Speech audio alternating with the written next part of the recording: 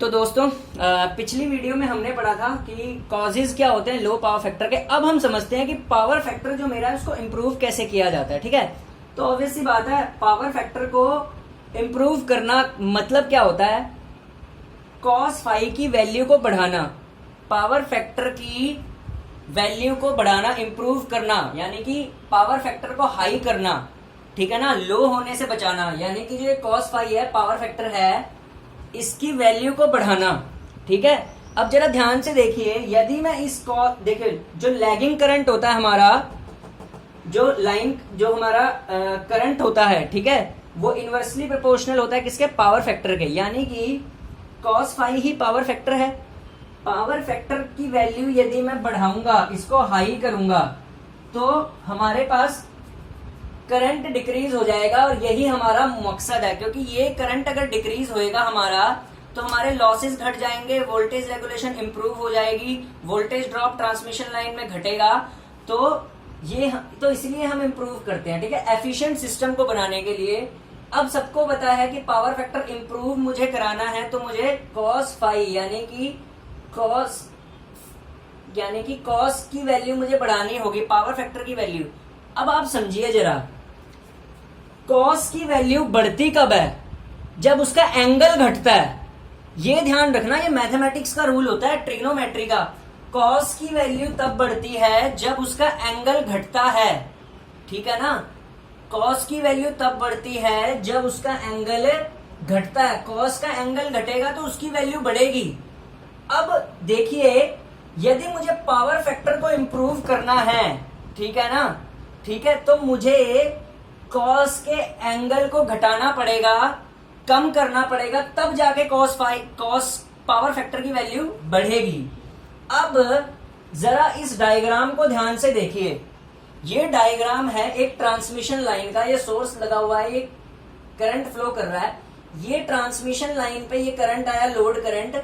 इसका जो power factor है इस ट्रांसमिशन लाइन का वो लैगिंग है। इस पे जो लोड लग रखा है वो लैगिंग लोड लग रखा है, जो लैगिंग करंट को ड्रॉ कर रहा है। इस ट्रांसमिशन लाइन का पावर फैक्टर है लो। मुझे इस पावर फैक्टर को हाई करना है, तो पावर फैक्टर को मैं हाई कैसे करूंगा?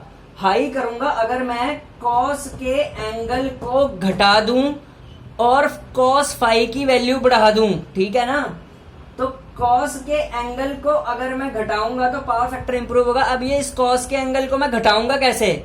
जब मैं इस पे लीडिंग पावर फैक्टर का लोड लगाऊंगा, यानी कैपेसिटिव लोड लगाऊंगा। कैसे? ये ट्रांसमिशन लाइन का lagging power factor lagging load पे काम कर रहा था, इसके अक्रॉस मैं कैपेसिटिव लोड लगा दूंगा। ये रहा कैपेसिटर, ठीक है, और कैपेसिटिव लोड जो लगता है वो इंडक्टिव लोड के अक्रॉस लगता है, पैरेलल में लगता है। ये भी क्वेश्चन पूछा जाता है किसी भी इंटरव्यू में, या फिर प्रेजेंट टाइम में जो जेईई के कंसेप्चुअल एग्जाम बन रहे हैं उसमें भी ये क्वेश्चन पूछा जाता है कि ये जो कैपेसिटर लगता है पावर फैक्टर इंप्रूवमेंट के लिए, ये लगता कहाँ है? तो भाई ये इस लैगिंग लोड जो है उसके अक्रॉस लगता है पैरेलल में। तो मैंने इसको लगाया कैपेसिटर का। अब होगा क्या? अब ये कैपेसिटर ही सारा खेल करेगा। खेल कैसे करेगा? यहां से करंट आ रहा था, यहां से हमारा करंट आ रहा था, ये इधर बट गया लैगिंग करंट में, इधर बटेगा ये आईसी लीडिंग करंट में कैपेसिटर का। अब जरा इसका फेजर डायग्राम ड्रॉ करो। ठीक है, फेजर डायग्राम से पावर फैक्टर इंप्रूवमेंट समझाऊंगा आपको। ठीक है, वही उसी से समझ आता है। अब यहाँ पे लीडिंग करंट कैपेसिटर ने ड्रॉ कर लिया। अब जरा इस फेजर डायग्राम को समझिए। जब ये कैपेसिटर कनेक्टेड नहीं था, इस कैपेसिटर को छुपा दो। ठीक है, कैपेसिटर कनेक्ट नहीं है, ये सारा का सारा करंट यहाँ पे आ रहा है। ठीक है, तो ये जो लैगिंग करंट है सप्लाई वोल्टेज से, ये फेजर डायग्राम है, ये वोल्टेज है हमारी। यहाँ पे क्या आ गई हमारी, समझिए इसको ध्यान से। ये क्या हमारी वोल्टेज है, ये जो लैगिंग करंट है ये इस पावर फैक्टर के लैगिंग इंडक्टिव लोड की वजह से लैग कर रहा है फेज एंगल फाई से। ये फेज एंगल फाई से ये इंडक्टिव लोड होने की वजह से लैग कर रहा है। ठीक है, ठीक है ना। अभी इसको छुपा दो, बस इतना हिस्सा ध्यान में रखो। ये सप्लाई वोल्टेज है, इससे ये transmission line lagging current draw कर रही है। ठीक है, अब मुझे इस ट्रांसमिशन लाइन का पावर फैक्टर इंप्रूव करना है, तो मैं क्या करूंगा? पावर फैक्टर कब इंप्रूव होएगा? जब मैं कॉस का एंगल घटाऊंगा और कॉस की वैल्यू बढ़ाऊंगा। ठीक है, तब मेरा पावर फैक्टर इंप्रूव होगा। अब मैं इस कॉस के एंगल को घटाने के लिए मैंने क्या करा? कैपेसिटिव लोड लगा दिया, कैपेसिटिव लोड अब लगेगा तो क्या ड्रॉ करेगा कैपेसिटिव लोड, इस सप्लाई वोल्टेज से लीडिंग करंट, तो capacitive load leading current draw करता है, तो मैंने इसको बना दिया यहां आईसी, लीडिंग करंट ड्रॉ कर लिया, ठीक है। इस कैपेसिटर ने लीडिंग करंट ड्रॉ कर लिया, ठीक है। इस रिलेशन को यहां पे लिख दो, लीडिंग करंट ड्रॉ कर लिया,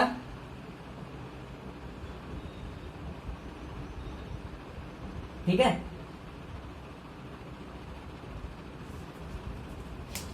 इस कैपेसिटर ने लीडिंग करंट ड्रॉ कर लिया। अब ये लीडिंग करंट का, ठीक है ना, अब इस लीडिंग करंट, ये कैपेसिटर ने यहां लीडिंग करंट ड्रॉ किया, ठीक है। अब इसका जरा पैरेलल लेते हैं यहां पे, ऐसे आ जाएगा वेक्टर लॉ की तरह, ठीक है। इसकी इमेज मैंने यहां पे ली, तो अब देखिए जब ये लीडिंग करंट यहां पे ड्रॉ हुआ, तो ये जो टोटल करंट जो था वो इस कैपेसिटर का लीडिंग करंट का और लैगिंग करंट का सम था, ठीक है ना। तो लैगिंग करंट ये रहा, ठीक है ना, और कैपेसिटर का लीडिंग करंट ये रहा आईसी, ठीक है। और टोटल करंट जो था उसका सम था, तो टोटल करंट कहां पे आ गया, यहां पे, ठीक है ना। टोटल करंट कहां आ गया, यहां पे, ये रहा टोटल करंट का, ये रहा टोटल करंट, ये बीच में।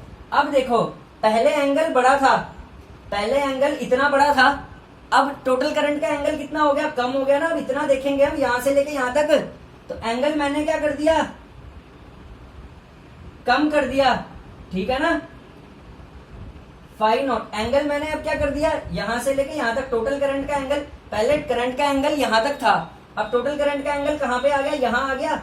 यानी कि एंगल क्या कर दिया मैंने,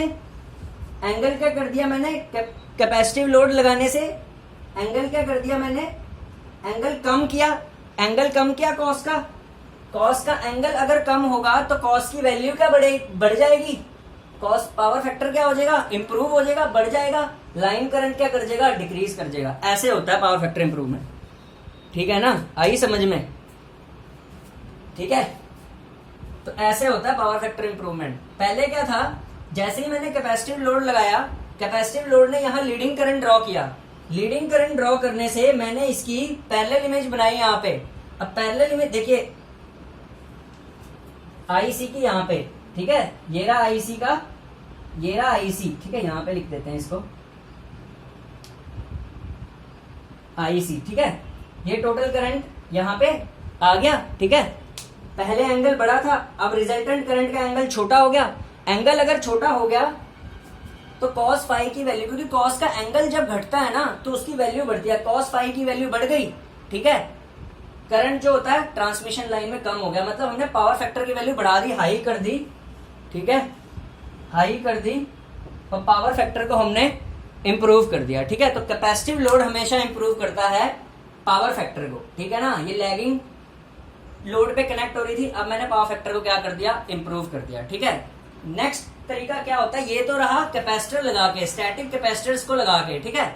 लेकिन एक तरीका इसको और होता है, वो होता है सिंक्रोनस कंडेंसर को लगा के, ठीक है। सिंक्रोनस कंडेंसर भी सेम यही काम करता है, लेकिन सिंक्रोनस कंडेंसर होता क्या है, बस थोड़ा सा देख लो।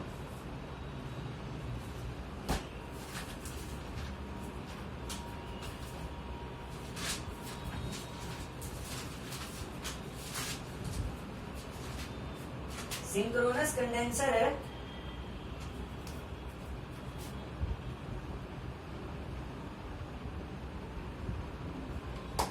सिंक्रोनस कंडेंसर जो है वो एक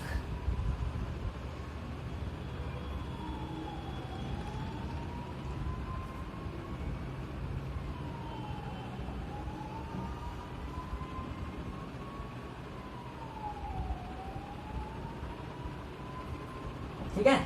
यही काम इसी तरीके से पावर फैक्टर, पिछले में तो मैंने स्टैटिक कैपेसिटर लगाया, लेकिन सिंक्रोनस कंडेंसर भी करता है इसका काम, ठीक है। अब ये सिंक्रोनस कंडेंसर क्या होता है, सिंक्रोनस कंडेंसर क्या होता है,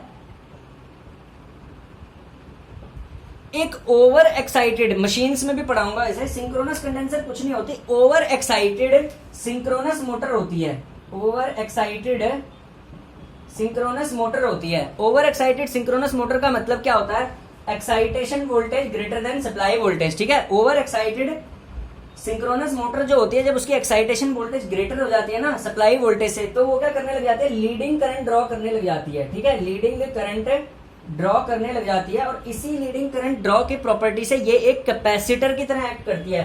कैपेसिटर को ही कंडेंसर कहा जाता है, यानी कि वह सिंक्रोनस मोटर जो किसी फिनोमिना के थ्रू कैपेसिटर की तरह यानी कंडेंसर की तरह